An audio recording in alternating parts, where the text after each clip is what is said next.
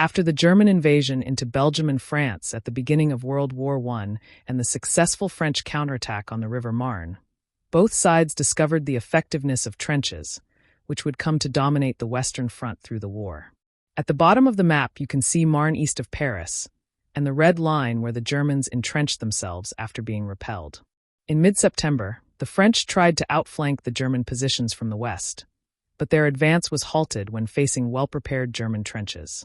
Subsequently, the Germans attempted to outflank the French and the British Expeditionary Force arriving to France in a similar fashion. These attempts continued from both sides until reaching the North Sea.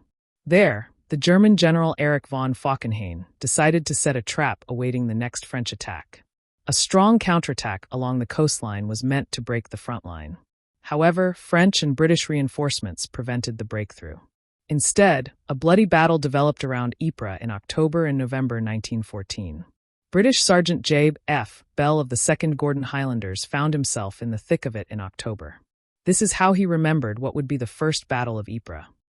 I bade farewell to my right leg and to my career as a soldier, outside a trench at Galluvelt, near Ypres, on October 29, 1914. In the First Battle of Ypres the British were outnumbered by 7-1. On the previous evening we took over trenches, not deep or elaborate ones, from an English regiment. I cannot say which regiment we relieved. Our sergeant on entering the trench heard the last man, as he was doing a hurried exit, say, "So long, Jock, not 'arf a nice place, Jack Johnson all bleeding day." On that night there was no sleep, as we had to dig and dig to improve the trench, and were being fired at all night. At 5 a.m. a group of us were standing in the open. Everything had turned peaceful, admiring our now almost perfect trench when hell seemed let loose. All the guns in Flanders seemed to have suddenly concentrated on our particular sector of the British front. When the artillery fire subsided, Germans sprang from everywhere and attacked us. My platoon held fast. We lost some good comrades.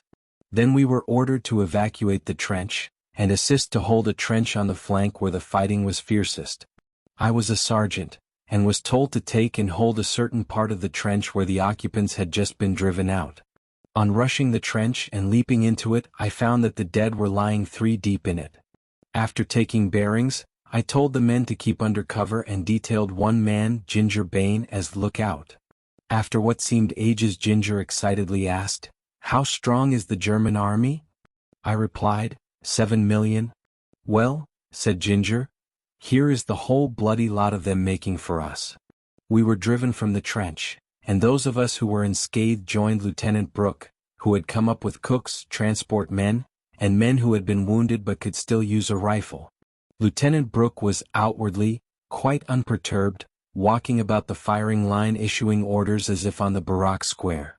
I had served under him for 9 years, and seeing him such a target for the enemy riflemen, I asked him to lie down, as I felt if he was hit his loss at that particular time would be disastrous.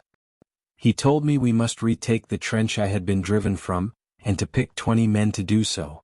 All the men were alike to me, men I had known for years, so I told 10 men on my right and 10 on my left to get ready to rush the trench. We succeeded in this. No artist or poet can depict a trench after fighting in its stark hellishness. If we could not be driven out of the trench, it seemed certain that we would be blown out of it. Shells kept landing near enough in front of or behind the trench to shake us almost out of it. Many got killed by rifle fire, Ginger Bain being the first, and then Big Bruce, whom I boxed in a competition before going to France. I passed a message to Lieutenant Brooke, informing him our numbers were so reduced that if attacked we could not hold the trench, and received back word that he had just been killed. The Victoria Cross was posthumously awarded him. A message was then sent to me to retire and join a platoon entrenched near us. I gave instructions to the few men, 8 I think, to retire along the communication trench, and I would join them at the head of it, and lead them to our new position.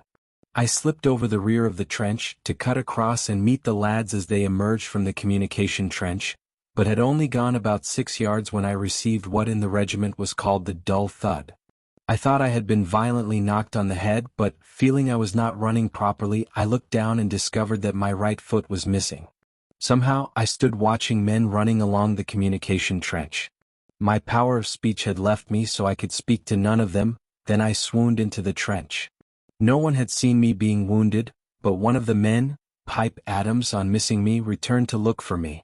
On seeing me lying quite helpless, he prepared to lift and carry me out of the trench. I told him I was too heavy, that it was too dangerous, and that in time our regiment would retake all the ground lost when I would be safe. When I think of the war comradeship, of unaffected and unknown bravery, I think of Pipe Adams, who was killed later, telling me, "Christ, Jerry, I could not leave you here." However, confident that our people would return, I persuaded him to go.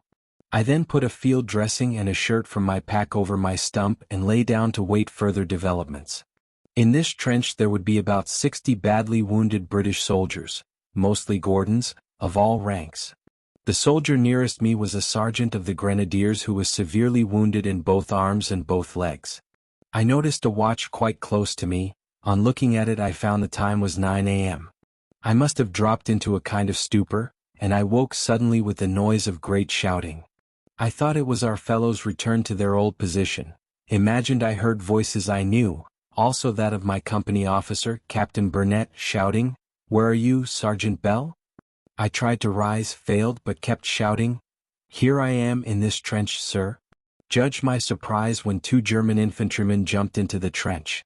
One of them got quite excited, raised his rifle, leveled at and within a yard of me, but the other knocked his mate's rifle up and asked me when and where I was wounded. I asked them to try and do something for the wounded grenadier, but they seemed in great haste as they jumped out of the trench. It was then 12 noon.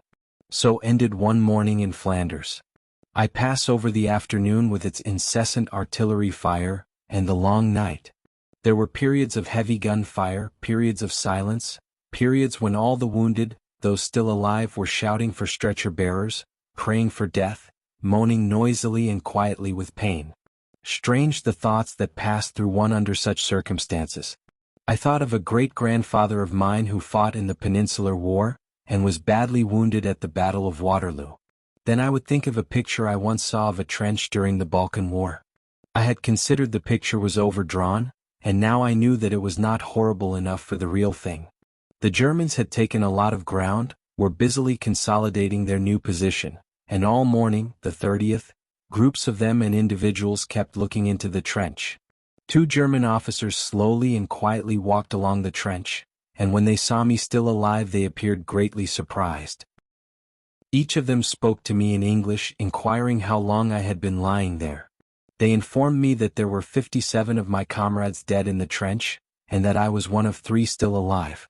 One of them promised to send someone to pick me up, but I had doubts about him doing so.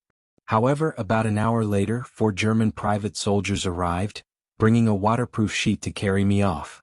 They gave me a drink of cold coffee, and when I pointed out the grenadier, one of them went back into the trench and gave the grenadier a drink and made him comfortable before rejoining us.